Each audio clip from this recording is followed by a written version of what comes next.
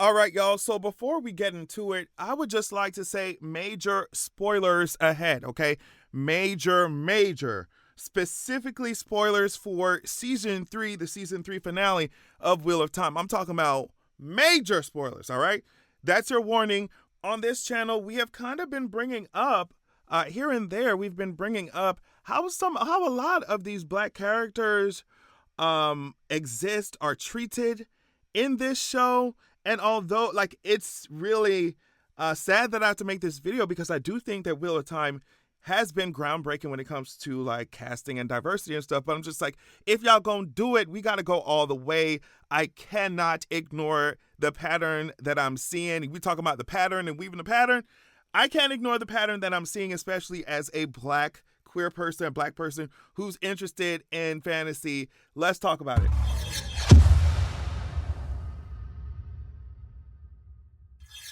All right, so like I said, major spoilers ahead in this video because we're going to be discussing mainly.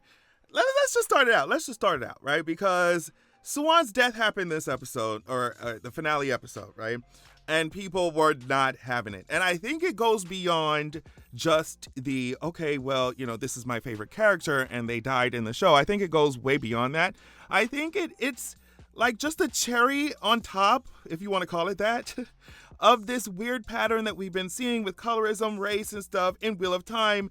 And like I said earlier, I really hate that I have to make this video, right? Because I do think that Wheel of Time, has been groundbreaking in the casting department. At least, when we see all these main characters, at least every single one of them, of the five, Rand, Nynaeve, all of them, Perrin, at least all of them ain't lily white like it would have definitely been if this was another year, another fantasy show. You see what I'm saying? Like, we're so used to seeing just lily white, all white characters. And so, like, we have to give credit where credit is due, saying that Wheel of Time is groundbreaking in that, like, at least we see some color in there. But I'm saying if y'all gonna do it, we gotta really do it, and I can't help but notice a pattern. And so I want y'all to follow me here, okay? And we're gonna get it because there's so many arguments, right? From people like, well, if y'all want black characters to be in the show, then sometimes they're gonna have to die, bad deaths. Sometimes they're gonna have to be evil. And it's like, girl, I know that, but when the pattern is like those are the only ones, those are main ones who are doing it, especially in place of people who, honestly, in the book, they didn't have that big of a story. So now y'all are stretching these characters like Leandrin and Maxim and killing off Suan, who didn't even die in the books. And that's, you see what I'm saying? So, like, I can't help but notice a pattern. And the pattern I'm talking about goes as follows. Like, either these black characters are just character development for white characters. I'm looking at Suan and Ivan either, they die gruesome deaths, like even more gruesome than the rest of it's the outlier gruesome deaths. You see what I'm saying? Or they're evil, or they're dark friends, or they die for no reason. You see what I'm saying? So I want you to look at, I'm about to name some names. Let's get into it. Corinna Sedai. Remember her from all the way back from season 1. How the projectiles were coming at all of the Aes Sedai, because Logain, I think they were restraining or trying to restrain Logain at this time. So all the projectiles were coming in her direction, in Corinne's direction, but she decided to, she couldn't throw up a shield in front of herself and the other two that she defended. Either way, she ended up dying. And so from that moment, I'm telling y'all, from that moment, I was like, just because as a black person, these are things you notice. Like, especially if you're into fantasy already as it is, and you're so used to all the black characters being ignored or non-existent, like, you're just going to notice it. Child, like, amazing actor, but it just falls into the pattern that I'm noticing. Either, die for no reason, evil, dark friend, somebody else's character development. Definitely Chavalda. Like I said, talented actor, but I'm talking about the characters that y'all choose to put black people in, and then thus like what you have to do with those characters. And I think it definitely has its roots in racist bias. I think even if people are not aware, like, I think, and I'm gonna give more examples in a second, but Ivan, okay, Padan Thane, another evil black evil black person. Okay, and then Loyal, all right, who, by the way, is, spoiler, he's still alive in the books. So, And so this is what I'm saying.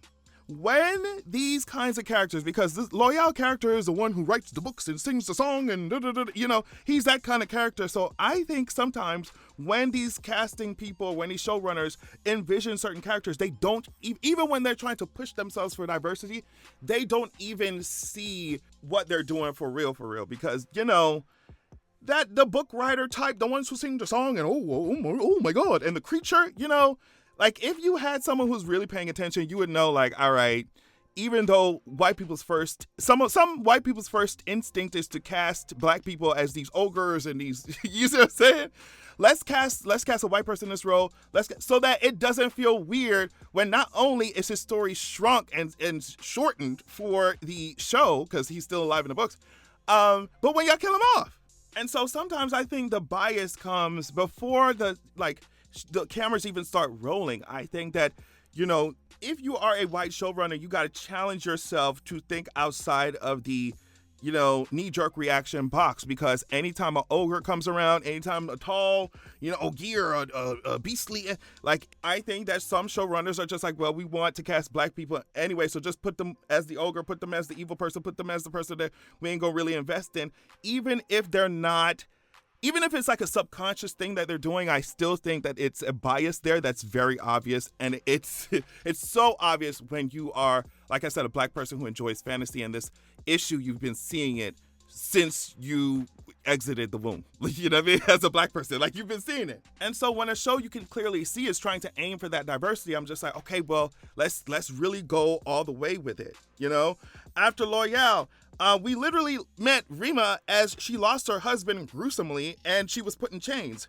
And we also do we get a real explanation for how she showed up to try and help with Matt and stuff in season 3? Like, and even if there's an explanation, we don't see it happening. We don't see, you see what I'm saying? Alviarin, if you know, I'm not going to say nothing. And also this girl here, Tushi, a dark friend, it's just, also, when they did the flashback with Rand, when he was seeing his ancestors or whatever, and, this guy, he was here with his friends and stuff, the Perrin and Matt tethered, immediately, just by looking at this, I was like, oh yeah, if anybody gonna die, it's the Perrin tethered, and that's exactly what happened. That's exactly what happened. And then now we get to this Suan situation. And so, when you start to see people reacting online, like, I can't believe you doing this. They were really dragging Rafe. Like, oh my gosh, the showrunners, they so racist. Like, when you see this and you're wondering why people are having this reaction, it goes beyond just like, oh, my favorite character in the show died. It's because we've been seeing this pattern since season 1, right? And so now you got Suan, who still lives in the books after this point. She still lives, still got stilled or whatever, but she still lives. You got, now in the show, you have it to where the two people who supposedly they died in this, Lanfear and Moiraine, during this altercation, they stay alive, but then the black queer character dies, and not only gets stilled, right, which I thought was bad enough, like, okay, still her, whatever, like, and we get back to her later. She died, and she was beheaded on top of that. You see what I'm saying? Y'all smashed Espan's face in, Moghedien's got smashed her face in. And I know Samael died by Moghedien stringing him up too. So, like, I get it. I understand that this is a fantasy show and people, they end up dying in ways, the characters die in ways that are really gruesome and whatever. But like I said, I simply cannot ignore this pattern that I've been seeing, where a lot of these black characters are either someone else's character development, they are dying gruesomely and or for no reason, they are evil, or they're dark friends.